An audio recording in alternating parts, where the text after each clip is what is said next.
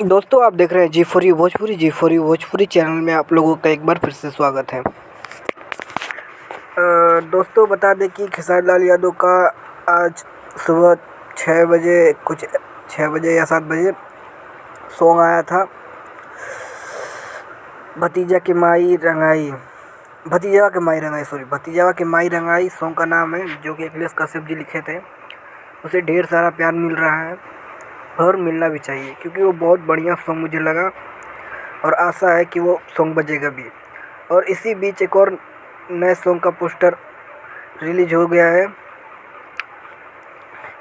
जिसको SRK music से कल रिलीज किया जाएगा। जी हाँ, बता दें कि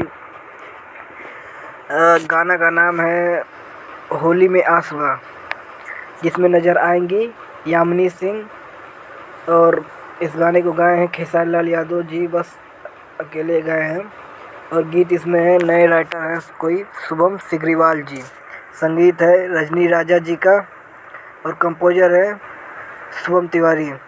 और ये आएगा वीडियो रिलीजिंग ऑन 23 यानी कि कल 6:30 बजे सुबह में SRK म्यूजिक पे।